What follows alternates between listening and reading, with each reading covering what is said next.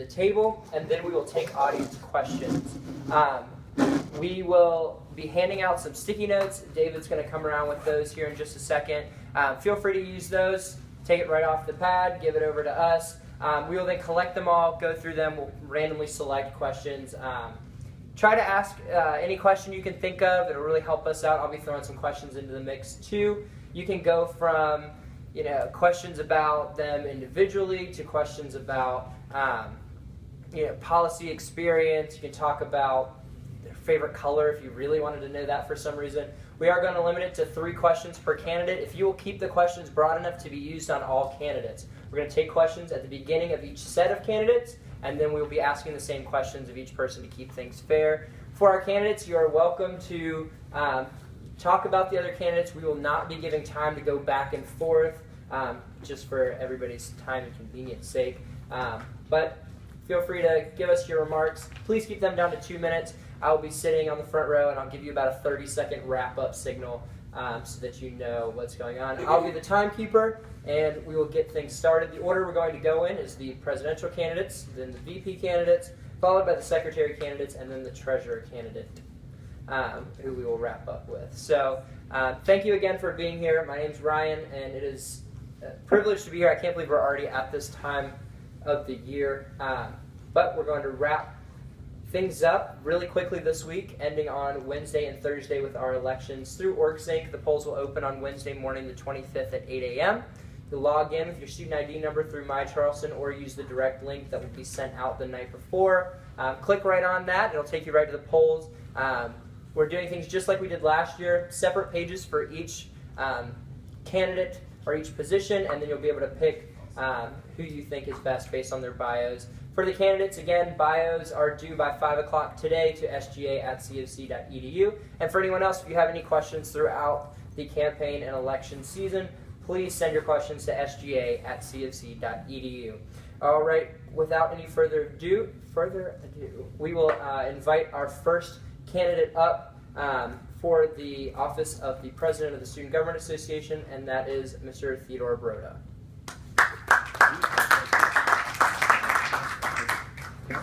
Take it away. You have 2 minutes. Hello everyone, if you don't know me, I'm Theodore Broda. I'm one of the candidates for the SGA presidency. And while my incumbency might not be as long as some of my fellow presidential candidates, my experience is anything but lacking. Whether upgrading computer services on a faculty committee, volunteering at a charitable bike auction, conducting an inquiry into CFC's academic forgiveness policies, or even introducing an SGA bylaw amendment. I've dependably directed my SGA endeavors towards one goal, and that's improving your college experience to make it as efficient and as beneficial as possible. Because I follow the delegate model of representation, I don't run on a predetermined platform. Rather, I pursue pragmatic solutions to whichever issues you consider most important. My actions have consistently reflected the opinion of the student body, even when my personal views diverge. As SGA president, I will bolster funding for campus organizations by eliminating extraneous SGA expenditures and proposing reductions to the executive council salaries. Furthermore, I will support implementation of referendum and recall into the SGA legislative process to confer more decision-making power to students like you. And so choose a candidate who empowers you to shape your own college experience. So.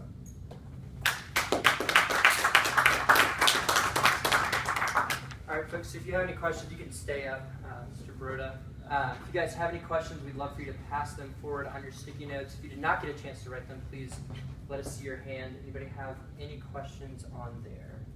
Any questions that you'd like for the presidential candidates? Again, these are all for the president candidates. Any question you'd like to see for any candidates? Is this for like an individual candidate or just all of them? All of them. Okay. Any questions for presidential candidates? Okay, one over here. Awesome.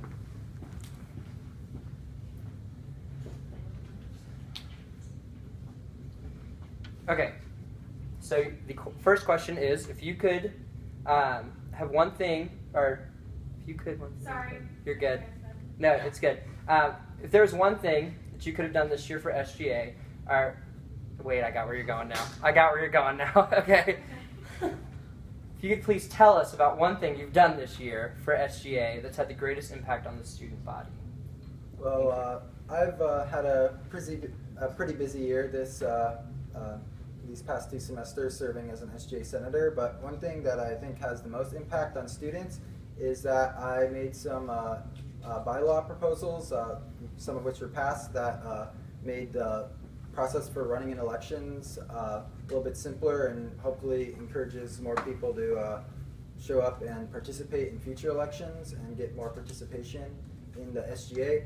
I've also worked on an initiative with the Academic Affairs Committee to investigate like the academic forgiveness policies of the college, and I think that has many important ramifications for, say, students who maybe didn't do so well in a single subject but want to try to improve, and so I think they deserve a second chance to improve their academics and demonstrate their commitment to their academics, and I think that's important and has a lot of and could help out a lot of students when I bring that forward.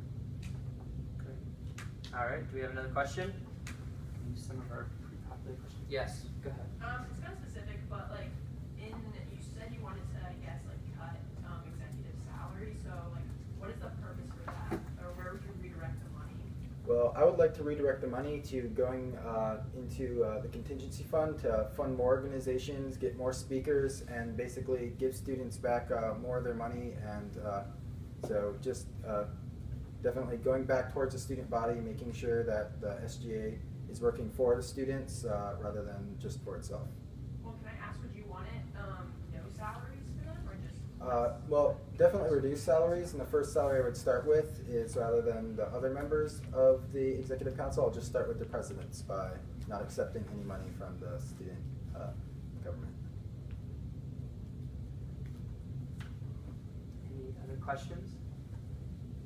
Yes. Okay, just elaborating on that, certain people are in financial situations where they have to have a job during school.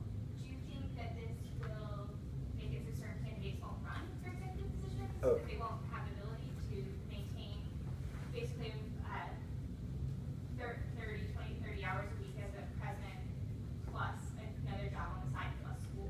Well, absolutely. It certainly varies per individual, and that's why I wouldn't want to make just unilateral cuts. I think this is definitely something that I'd more like bring this before the Senate and see how they would like to decide on this, and by simply reducing like the salary spent on myself by not accepting any money. So I would be cutting it from my own paycheck rather than from anyone else's at first.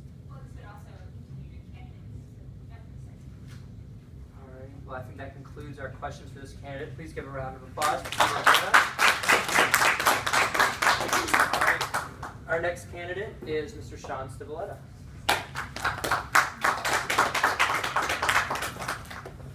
All right, hey guys. For those of you that don't know me, my name is Sean Stivaleta.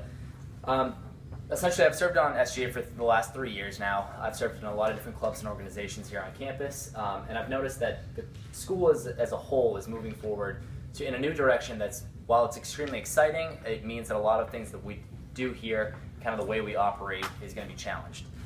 So as a lot of you know, we have the Boundless campaign being kicked off. We're getting nationwide attention, and in general, we're becoming a premier institution in the Southeast. That means that people from all over the country want to come to Charleston. But there are certain things that they're going to want to see about Charleston that maybe we don't have, or things that we have that they want to change.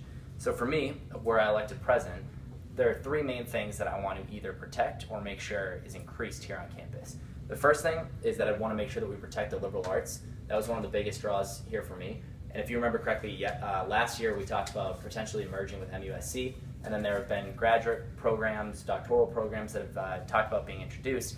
And in general, there's been discussion about challenging what our core academics looks like, and maybe potentially getting rid of some of our liberal arts or our curriculum that you need to make you get through this entire process. So for me, I just want to make sure that that's something that's strongly emphasized, because I think it's so important to keep that, because moving forward, whatever you're training for, whatever job you're planning on getting, there's the potential that when you actually go to get that job, it either won't be there for you, or in general, like that industry will have changed so that there's new job opportunities that'll be there. A liberal arts will give you a core academic background that you can fall back on, and actually that just helps you in general to make sure that you're adaptable to all industries. I'd really like to make sure that we can increase campus diversity. I don't know if those of you saw the campus climate survey, but when the survey came out and the results were put out, there's one particular statement that really stood out to me, and one minority student said, "I don't feel like there are faculty, staff, or administrators who care about anything that I want, my needs, my desires, anything."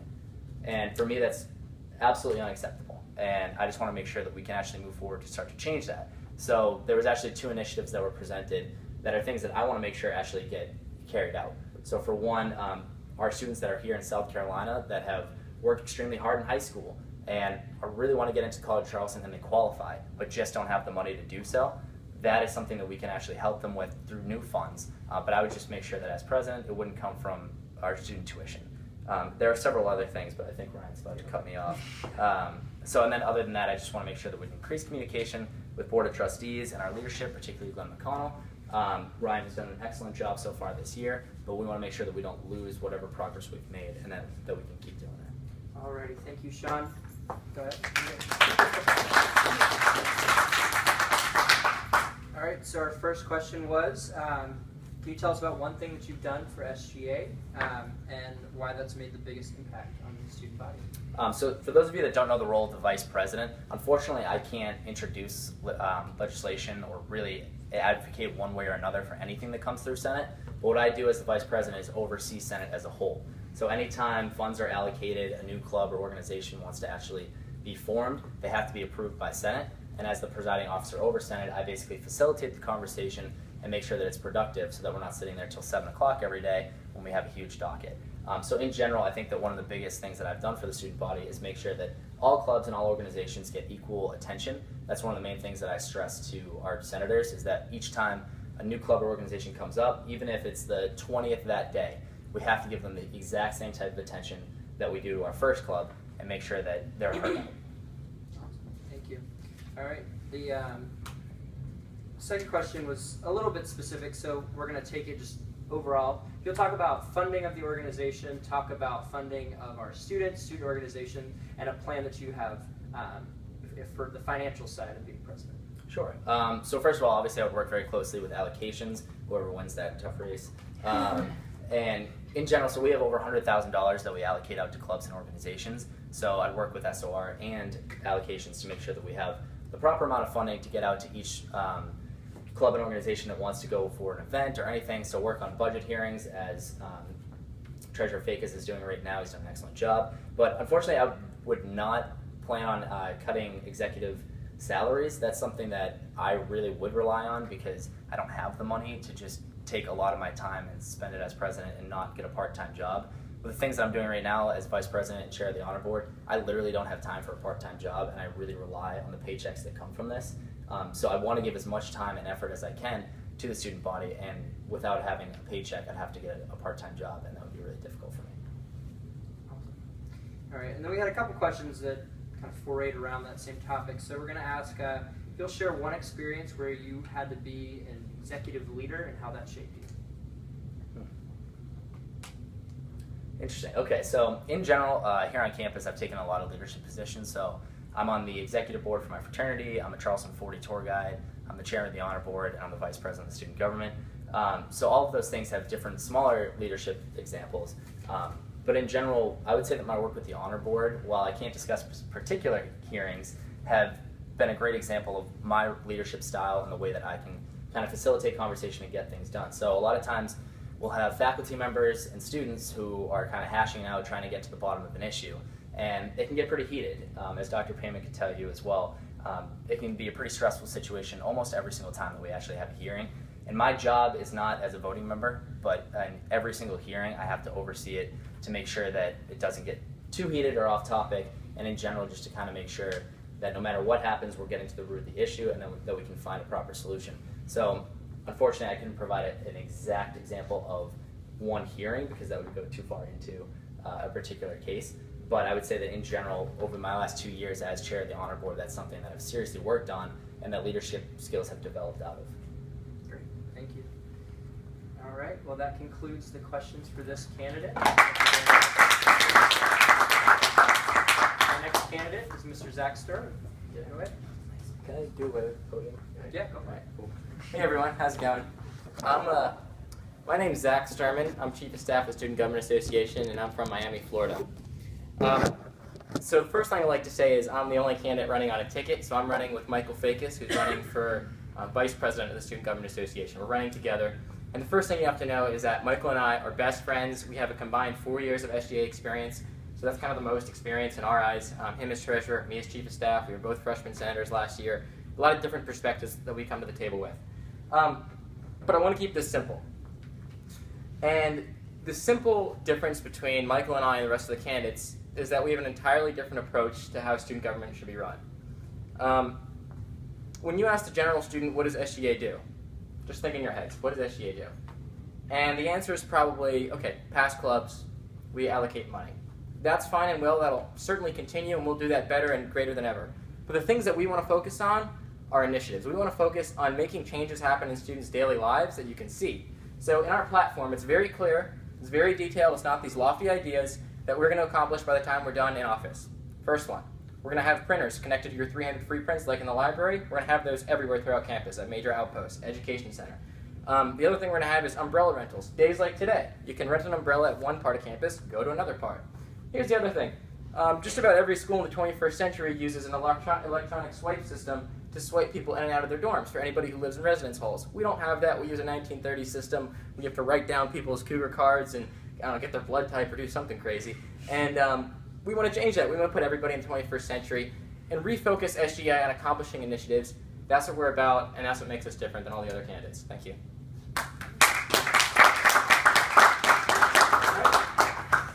Your first question is, what is one thing you've done this year and how it has made the greatest effect on the student body? So it's actually a good question.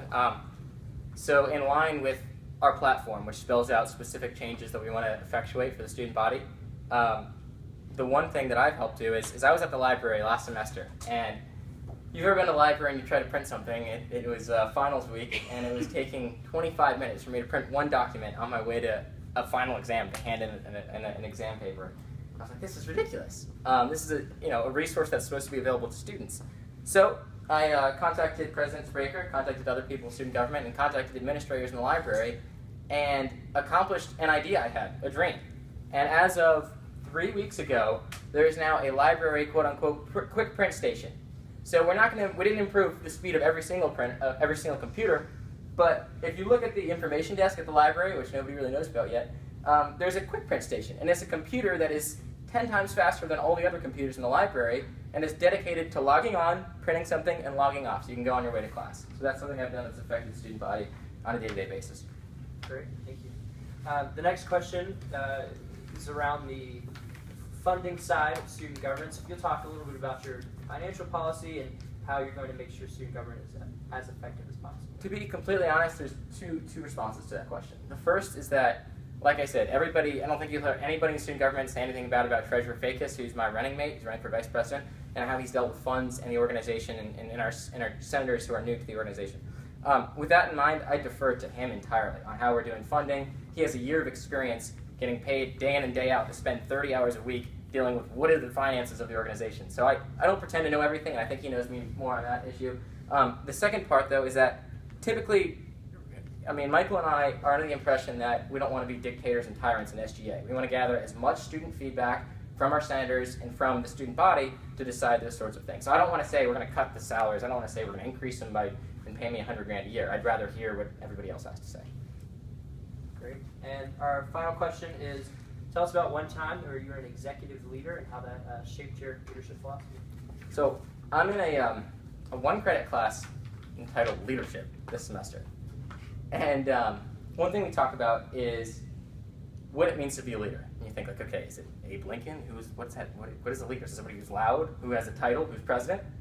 The answer is no. The answer, in my eyes, and what our class sort of developed, is that it's being your authentic self, and it's being comfortable with who you are. And it's inspiring others to be better. So for me, the clearest example in student government this year comes from fall semester. Michael and I developed a Treasurer Chief of Staff initiative program. And we asked everybody to send us ideas for things they wanted to change on campus. And one of our freshman senators sent us the idea and said, hey, look, I live far from Liberty, and City Bistro is closed for breakfast every day of the week. What can we do? We don't know who to talk to. So I set up a meeting with everybody from dining services, this senator, and Treasurer Fakis. We met with them for an hour and a half, the dining services committee, and in the next month or so, they're going to make a decision to, in some way, bring back City Bistro breakfast. And that could be just a cereal bar or something, but so that students in Barry, students in McAllister, Kelly, Warren, those thousands of students can have some option to go to in the morning instead of Liberty. So to me, it's about inspiring others and seeing what they can do. And that, to me, is leadership. Thank you, Mr. Starr. Thanks. All right, we're going to move forward to our next group of candidates for the position of Vice President of Student Government.